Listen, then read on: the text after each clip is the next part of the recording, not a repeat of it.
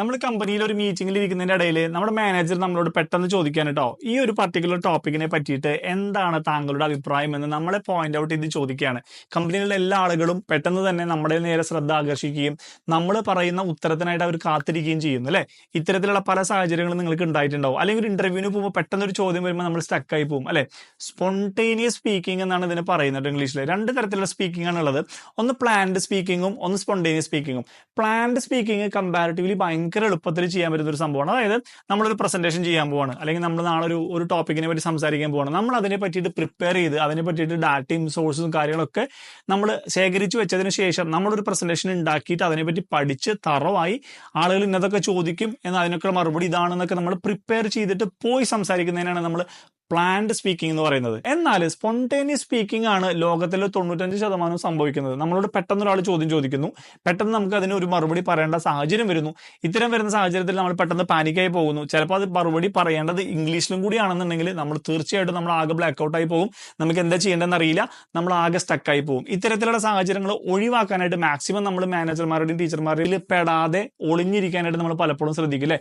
എന്നാൽ പെട്ടുപോയാൽ എങ്ങനെ രക്ഷപ്പെടാം എന്നുള്ളതിനെ കുറച്ച് ടിപ്പുകളാണ് നമ്മൾ ഇന്നത്തെ വീഡിയോയിൽ പറയുന്നത് കേട്ടോ. എങ്ങനെ നിങ്ങളുടെ സ്പോണ്ടേനിയസ് സ്പീക്കിങ്ങിന്റെ സ്കിൽസ് കൂട്ടാം.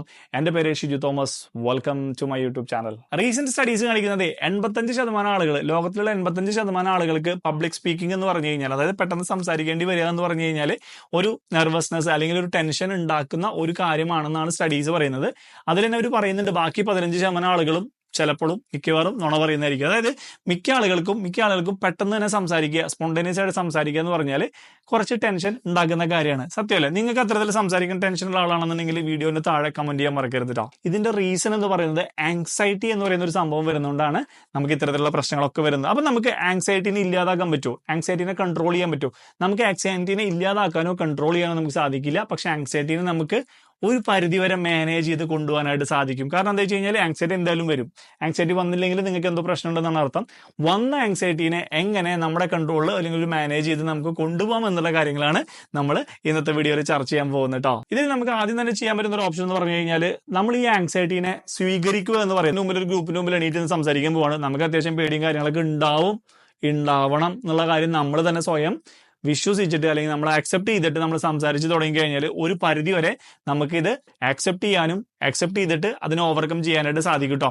ഇനി നമ്മൾ പലപ്പോഴും ചെയ്യുന്നത് ഒരു പ്രസന്റേഷൻ ചെയ്യുന്ന ഒരു സ്റ്റൈലിൽ നിന്ന് മാറി ഒരു കോൺവെർസേഷൻ ടോണിലേക്ക് നമ്മുടെ ഒരു സംസാര ശൈലി മാറ്റി കഴിഞ്ഞാൽ ഈ പ്രശ്നം പിന്നെയും പരിഹരിക്കാൻ പറ്റും. ഇപ്പോൾ ഒരു പോയിന്റാണ് ആസ്ക് ക്വസ്റ്റ്യൻസ്. അതായത് നിങ്ങളോട് ഒരാൾ ഒരു കാര്യത്തിനെ പറ്റി അഭിപ്രായം ചോദിച്ചു കഴിഞ്ഞാൽ പോലും നിങ്ങൾ അതിന് മറുപടി പറയുമ്പോൾ നിങ്ങൾക്ക് അവരോട് എന്തെങ്കിലും ഒരു ചോദ്യം നിങ്ങളുടെ സംസാരത്തിന്റെ ഇടയിൽ ചോദിക്കാനായിട്ട് സാധിക്കും. അപ്പൊ ചോദിക്കുമ്പോൾ എന്ത് സംഭവിക്കും? ചോദിക്കുമ്പോൾ അവർ അതിനൊരു മറുപടി പറയുകയും അവരും നിങ്ങളും തമ്മിൽ ഒരു കോൺവെർസേഷന്റെ ടോണിലേക്ക് വരികയും നിങ്ങൾ എന്താണോ പറയുന്നത് നിങ്ങൾ പറയുന്നത് മുഴുവൻ കേൾക്കണം എന്നുള്ള ഭാവത്തിൽ നിന്ന് മാറി ഞാനും അയാളും തമ്മിൽ ഒരു കോൺവെർസേഷൻ, ഒരു സംസാരം നടക്കുകയാണെന്നുള്ള ഒരു ടോണിലേക്ക് ഓഡിയൻസിന്റെ ശ്രദ്ധയും അല്ലെങ്കിൽ അവരൊരു കാഴ്ചപ്പാട് മാറുന്നതോട് കൂടിയിട്ട് നമ്മുടെ ഈ ഒരു പ്രഷർ കാര്യമായിട്ട് കുറഞ്ഞു വരും കേട്ടോ. നമ്മൾ ഇനി ഒരു മീറ്റിങ്ങിന് കയറാൻ പോവാണ്. അപ്പൊ നമുക്കറിയാം, നമുക്ക് മീറ്റിങ്ങിൽ കയറി കഴിഞ്ഞാൽ ചിലപ്പോൾ ഇത്തരത്തിലുള്ള ഒരു ചോദ്യം വരാൻ സാധ്യതയുണ്ട്. അല്ലെങ്കിൽ ഒരു ക്ലാസ് നടക്കാൻ പോകുന്നതിനിടയിൽ മാഷ് ചോദിക്കാനുള്ള സാധ്യതയുണ്ട്.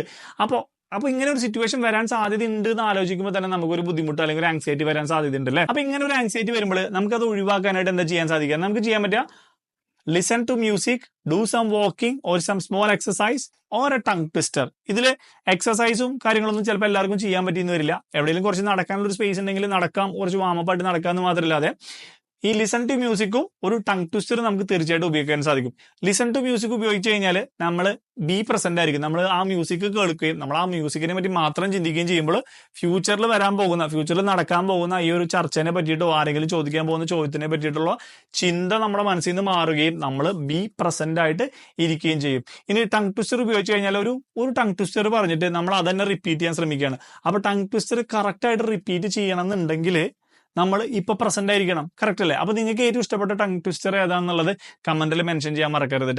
അപ്പൊ ഈ ടങ് ട്വിസ്റ്റർ പറയുമ്പോൾ നമ്മൾ ശ്രദ്ധിച്ചിരുന്ന് പറഞ്ഞാൽ മാത്രമേ നമുക്ക് ഇത് പറയാൻ പറ്റുള്ളൂ. അപ്പൊ അതുകൊണ്ട് തന്നെ ഫ്യൂച്ചറിൽ നടക്കാൻ പോകുന്ന ഒരു ടെൻഷനെ പറ്റിയിട്ട് അറിയാതെ തന്നെ നമ്മുടെ ബ്രെയിനിൽ നിന്ന് അത് ഓട്ടോമാറ്റിക് ആയിട്ട് മാറിപ്പോകാൻ സാധ്യതയുണ്ട് കേട്ടോ. ഇനി നമ്മളൊരു കിടിലൻ ഒരു ഗെയിം പറഞ്ഞുതരാം. എന്താ ചെയ്യേണ്ടതെന്ന് അറിയോ? നിങ്ങളിപ്പോൾ റൂമിലിരിക്കുകയാണെന്നുണ്ടെങ്കിൽ, ഇപ്പൊ നമ്മുടെ റൂമിലിരിക്കുന്നു, നമ്മുടെ അടുത്തൊരു ഐപാഡ് ഉണ്ട്, അവിടെ ഒരു പില്ലോ ഉണ്ട്, അല്ലെങ്കിൽ ഒരു ടേബിൾ ലാമ്പ് ഉണ്ട്, സൈഡ് ടേബിൾ ഉണ്ട്, ചെയർ ഉണ്ട്, കാര്യങ്ങളൊക്കെ ഉണ്ട്. അപ്പൊ നമ്മൾ എന്താ ചെയ്യേണ്ടതെന്ന് അറിയാം, നമ്മൾ ഈ വസ്തുക്കളുടെ പേര് നമുക്ക് കറക്റ്റ് ആയിട്ട് അറിയാം. നമ്മൾ ഇതിനൊക്കെ വേറെ പേര് കൊടുത്ത് വിളിക്കാൻ പോവാണ്. അപ്പൊ നമ്മൾ ഇതിന് ഒരു ഐപാഡിന് പകരം പറയും നമ്മൾ ഇതൊരു ബൈസിക്കിൾ ഇവിടെ ഇരിക്കുന്നുണ്ട്, ഒരു സൈക്കിൾ ഇവിടെ ഇരിക്കുന്നുണ്ട്. പില്ലോന്ന് നോക്കിയിട്ട് പറയാം നമ്മളിവിടെ ഒരു എന്താ പറയുക ഒരു ബൈക്ക് ഇരിക്കുന്നുണ്ട്. അപ്പൊ നമ്മൾ അവിടെ ഒരു സൈഡ് ലാമ്പ് ഉണ്ടായിരുന്നു നോക്കിയിട്ട് അവിടെ ഒരു കാർ ഇരിക്കുന്നുണ്ട്. അപ്പൊ നമ്മളിപ്പോ ഒരു ഗെയിം കളിക്കാൻ പോകുമ്പോൾ നമ്മുടെ ചുറ്റുമുള്ള സാധനങ്ങളൊക്കെ നോക്കിയിട്ട് നമ്മൾ ഡിഫറെന്റ് ആയിട്ടുള്ള ഒരു പേര് കൊടുക്കാൻ പോവാണ്. കറക്റ്റ് അല്ലേ? കൊടുത്തോളൂ കേട്ടോ. നിങ്ങൾ നോക്കിയിട്ട് ഒന്ന് വീഡിയോ പോസ്റ്റ് ചെയ്തിട്ട് നിങ്ങളൊന്ന് എല്ലാ സാധനങ്ങളും നോക്കിയിട്ട് കമന്റ് ചെയ്തു. അപ്പൊ നിങ്ങൾ കമന്റിൽ പറ്റുന്നവരാണെന്നുണ്ടെങ്കിൽ കമന്റിൽ മെൻഷൻ ചെയ്ത് ഏതൊക്കെ സാധനത്തിൽ നിങ്ങൾ ഏതൊക്കെ ഓപ്പോസിറ്റ് പേരാ കൊടുത്തെന്നുള്ളത്. കാരണം മെൻഷൻ ചെയ്ത് കഴിഞ്ഞ് കഴിഞ്ഞാൽ ഞാനൊരു അടുത്തൊരു പോയിന്റ് കൂടി പറഞ്ഞുതരാം. ഇപ്പൊ നിങ്ങൾ മെൻഷൻ ചെയ്ത ആളുകളാണെന്നുണ്ടെങ്കിലും നിങ്ങളിപ്പോൾ ഗെയിം കളിച്ച ആളുകളാണെന്നുണ്ടെങ്കിലും നിങ്ങൾക്ക് ഇപ്പോൾ ഒരു കാര്യം ശ്രദ്ധിച്ചിട്ടുണ്ടാവും, നിങ്ങൾ ഗെയിം കറക്റ്റ് ആയിട്ട് കളിച്ചിട്ടുണ്ടാവും. ഈ സാധനങ്ങളുടെയൊക്കെ പേരുകൾ നിങ്ങൾ തിരിച്ച് ഓപ്പോസിറ്റ് ആയിട്ട് ഏതെങ്കിലും രീതിയിൽ പറഞ്ഞിട്ടുണ്ടോ. പക്ഷെ നിങ്ങൾ ശ്രദ്ധിക്കണം, ഞാൻ നേരത്തെ പറഞ്ഞു ശ്രദ്ധിച്ചോ, ഒരു ഐപാഡ് നോക്കിയിട്ട് ഞാൻ പറഞ്ഞു സൈക്കിൾ എന്ന് പറഞ്ഞു, പില്ലോ നോക്കിയിട്ട് ഞാൻ പറഞ്ഞു ബൈക്ക് എന്ന് പറഞ്ഞു, അപ്പുറത്തെ ഒരു സൈഡ് ലാമ്പ് നോക്കിയിട്ട് ഞാൻ പറഞ്ഞു കാർ എന്ന് പറഞ്ഞു. അതായത് ബ്രെയിൻ എനിക്ക് ഇതിന് കറക്റ്റായിട്ട് ഗെയിം കളിക്കാനുള്ള ഒരു മാർഗം പറഞ്ഞു തരുന്നുണ്ടെങ്കിലും ബ്രെയിൻ എനിക്ക് ഒരു പാറ്റേൺ തരുന്നുണ്ട്. അതായത് വണ്ടികളുടെ ലൈൻ പിടിച്ചോ, അപ്പൊ ബൈക്ക്, സൈക്കിള്, കാറ്, അപ്പൊ ഇതൊക്കെ മറ്റതിന്റെ ഓപ്പോസിറ്റ് ആണെങ്കിലും ഗെയിം കളിക്കാൻ എളുപ്പത്തിൽ ഈ ഒരു പാറ്റേൺ പിടിച്ചോ എന്ന് പറയും. അപ്പൊ ഈ ഒരു പ്രശ്നം ഒഴിവാക്കാനായിട്ട് നമുക്ക് ഒന്നുകൂടി ഒരു ഗെയിം കളിക്കാം. ഇതേ ഗെയിം തന്നെ നമ്മൾ കളിക്കുമ്പോൾ പാറ്റേൺ നമ്മൾ ഒഴിവാക്കിയിട്ട് പറയണം. ഐപാഡിനെ നോക്കിയിട്ട് ഞാൻ പറയുന്നു ഒരു പൈനാപ്പിൾ ഇവിടെ ഇരിക്കുന്നുണ്ട്, പില്ലോനെ നോക്കിയിട്ട് ഞാൻ പറയുന്നു അവിടെ ഒരു പിങ്ക് കളർ ഇരിക്കുന്നുണ്ട്, സൈഡ് ലാമ്പിനെ ഞാൻ നോക്കിയിട്ട് ഞാൻ പറയുന്നു അവിടെ ഒരു എലിഫന്റ് നിൽക്കുന്നുണ്ട്. അപ്പോ നമ്മൾ ഓപ്പോസിറ്റ് ആയിട്ടാണ് പറയുന്നുണ്ടെങ്കിലും നമ്മൾ ഇതിനെ കംപ്ലീറ്റ്ലി ഡിഫറെന്റ് പാറ്റേൺ ആയിട്ടാണ് കൊടുക്കുന്നത്. ഒരു പാറ്റേൺ ഫോളോ ചെയ്യാതെയാണ് നമ്മൾ ഈ ഗെയിം കളിക്കുന്നത്. കളിച്ച് നോക്കുമ്പോൾ നിങ്ങൾക്ക് ഭയങ്കര ടഫായിട്ട് തോന്നി ഈ ഗെയിം കളിക്കുക. കാരണം മറ്റേത് എളുപ്പത്തിൽ ഏതെങ്കിലും പാറ്റേൺ നോക്കിയിട്ട് പറയാൻ ഭയങ്കര എളുപ്പമായിരുന്നു, ഇത് കുറച്ചും കൂടി ടഫായിട്ട് തോന്നും. പക്ഷെ ഈ ഒരു സാധനം നിങ്ങളെ ബി പ്രസന്റ് ആയിട്ട് നിൽക്കാനായിട്ട് സാധിക്കും ചെയ്യും. നിങ്ങൾ ഈ ഒരു ഗെയിം കളിച്ച സമയത്ത് നിങ്ങൾക്ക് ഇനി ഉണ്ടാവാൻ പോകുന്ന നാളെയോ മറ്റേ നടക്കാൻ പോകുന്ന ഏതെങ്കിലും മീറ്റിങ്ങിന്റെ ടെൻഷനോ അവിടെ ആരെങ്കിലും ചോദിക്കാൻ പോകുന്ന ചോദ്യത്തിന്റെ ടെൻഷനോ നിങ്ങൾ ഓർത്തോ ഇല്ല, ഓർക്കാനുള്ള അവസരം കിട്ടില്ല. കാരണം ഇവിടെ ശ്രദ്ധിച്ച് ഈ ഗെയിം കളിച്ചാൽ മാത്രമേ നമുക്ക് ഈ ഗെയിമിൽ വിജയിക്കാനായിട്ട് സാധിക്കുള്ളൂ. അപ്പൊ ഈ ഒരു ഗെയിം, ഇത്തരത്തിലൊരു ഗെയിം നിങ്ങൾ ഏതൊക്കെ സാഹചര്യത്തിലാണ് നിൽക്കണേ ആ ഒരു സാഹചര്യത്തിൽ നിങ്ങളുടെ ഉള്ളിൽ തന്നെ നിന്നിട്ട് നിങ്ങൾ ചുറ്റും ഒന്ന് നോക്കി അതിനൊക്കെ വേറെ വേറെ പേരിട്ടിട്ട് ഒന്ന് കളിച്ച് നോക്കിക്കഴിഞ്ഞാൽ ബി പ്രസന്റ് ആയിട്ടിരിക്കാനും നിങ്ങൾക്ക് സാധിക്കും. നിങ്ങളുടെ ഒരു ആങ്സൈറ്റി കൺട്രോൾ ചെയ്ത് കൊണ്ടുവരാനും സാധിക്കും കേട്ടോ. ഈ ഒരു ഗെയിമും കൂടി ഞാൻ പറഞ്ഞുതരാം. കിഡിലൻ ഗെയിമാണ്. നിങ്ങൾക്ക് 2 പേരുണ്ടെന്നുണ്ടെങ്കിൽ, നിങ്ങളെ സുഹൃത്തുക്കളായിട്ടാണ് ഈ വീഡിയോ കാണുന്നുണ്ടെങ്കിൽ, അല്ലെങ്കിൽ നിങ്ങളിപ്പോൾ വീഡിയോ കാണുന്നു നിങ്ങളുടെ ഒരു സുഹൃത്ത് ഉണ്ടെന്നുണ്ടെങ്കിൽ നിങ്ങൾക്ക് കളിക്കാൻ പറ്റിയിട്ടുള്ള കിഡിലൻ ഗെയിമാണ്. ഒരു പബ്ലിക് സ്പീക്കിംഗ് നിങ്ങൾ എങ്ങനെ ഉദ്ദേശിക്കുന്നത്, അല്ലെങ്കിൽ കമ്മ്യൂണിക്കേഷൻ സ്കിൽ ഇംപ്രൂവ് ചെയ്യാം, അല്ലെങ്കിൽ നിങ്ങൾ ഇംഗ്ലീഷ് എങ്ങനെ ഇംപ്രൂവ് ചെയ്യാം. ഇത് നിങ്ങൾക്ക് മലയാളത്തിലും കളിക്കാം. ഇംഗ്ലീഷ് സംസാരിച്ച് പഠിക്കുന്ന ആളുകളാണെന്നുണ്ടെങ്കിൽ ഇംഗ്ലീഷിൽ നിങ്ങൾക്ക് ഈ ഒരു ഗെയിം കളിക്കട്ടെ. നിങ്ങൾ ചെയ്യേണ്ട ഇത്ര മാത്രമേ ഉള്ളൂ. നിങ്ങളും നിങ്ങളുടെ ഒരു ഫ്രണ്ടും വരുന്നു. അപ്പൊ നിങ്ങളൊരു ഇമാജിനറി ഗിഫ്റ്റ്, കയ്യിലൊന്നും വേണമെന്നൊന്നുമില്ല, ഒരു ഇമാജിനറി ഗിഫ്റ്റ് എടുത്തിട്ട് നിങ്ങളുടെ അപ്പുറത്ത് നിൽക്കുന്ന ഫ്രണ്ടിന് നിങ്ങൾ കൊടുക്കുന്നു. എന്നിട്ട് ആ ഫ്രണ്ടിനോട് പറയുന്നു ഞാൻ നിനക്ക് ഒരു ഗിഫ്റ്റ് തന്നതാണ് എന്ന് പറയുന്നു. അപ്പോൾ നിങ്ങൾ എന്താണ് കൊടുത്തതെന്ന് പറയുന്നില്ല, ഒരു ഇമാജിനറി ഗിഫ്റ്റാണ് നിങ്ങൾ കൊടുക്കുന്നത്. നിങ്ങൾ ആ ഗിഫ്റ്റ് കൊടുക്കുന്നു. ഇതാണ് ഫസ്റ്റത്തെ ആള് ചെയ്യേണ്ട ഗെയിം കേട്ടോ. അപ്പോൾ ഫസ്റ്റത്തെ ആള് ഇങ്ങനെ ഗിഫ്റ്റ് കൊടുത്തു. ഇനി രണ്ടാമത്തെ ആൾ ചെയ്യേണ്ട സംഭവം എന്താ പറയുക, രണ്ടാമത്തെ ആള് ഈ ഗിഫ്റ്റ് റിസീവ് ചെയ്തായിട്ട് കാണിക്കുകയും ചെയ്യുന്നു. ഗിഫ്റ്റ് മേടിച്ച് കയ്യിൽ വെച്ചതിന് ശേഷം ഈ ഗിഫ്റ്റ് ഇയാൾ തുറക്കാണ്. ഇയാൾ തുറന്നതിന് ശേഷം ഇയാൾ പറയാണ് എന്തിനാണ് നീ എനിക്ക് തവളേനെ ഗിഫ്റ്റ് ആയിട്ട് തന്നത് എന്ന് ചോദിക്കുകയാണ്. മനസ്സിലായോ? അയാളാണ് നിശ്ചയിക്കുന്നത് നിങ്ങൾ എന്താണ് അയാൾക്ക് ഗിഫ്റ്റ് ആയിട്ട് കൊടുത്തതെന്ന്. ഒരിക്കലും ഒരു വ്യക്തി മറ്റൊരു വ്യക്തിക്ക് തവളേനെ ഗിഫ്റ്റ് കൊടുത്തായിട്ട് നിങ്ങൾ കേട്ടിട്ടുണ്ടാവില്ല അല്ലേ? അപ്പൊ നിങ്ങളിപ്പോ ചിന്തിക്കുന്നുണ്ടാവും എന്താണ് ഇതിനകത്തുള്ള ഗെയിം. രണ്ടാമതുള്ള നിങ്ങളുടെ ഫ്രണ്ട് ഓൾറെഡി പറഞ്ഞു നീ എനിക്ക് തന്ന തവളേനെ എനിക്ക് ഒരുപാട് ഇഷ്ടപ്പെട്ടു, എന്നാലും നീ എന്തിനാണ് എനിക്ക് തവളേനെ ഗിഫ്റ്റ് ആയിട്ട് തന്നത് എന്ന് ചോദിക്കുമ്പോൾ ഇപ്പൊ നിങ്ങൾക്ക് കിട്ടുന്ന ഒരു സ്പോണ്ടേനിയസ് സ്പീക്കിങ്ങിന്റെ അവസരമാണ്. നിങ്ങൾക്ക് തവളേനെ പറ്റിയിട്ട് നിങ്ങളൊന്നും പ്രിപ്പയർ ചെയ്തിട്ടില്ല. എന്തിനാണ് തവള കൊടുത്തതെന്ന് നിങ്ങൾ പ്രിപ്പയർ ചെയ്തിട്ടില്ല. തവളയും നിങ്ങളുടെ ഫ്രണ്ടും തമ്മിൽ എന്താ ബന്ധം എന്ന് പോലും നിങ്ങൾക്ക് അറിയില്ല.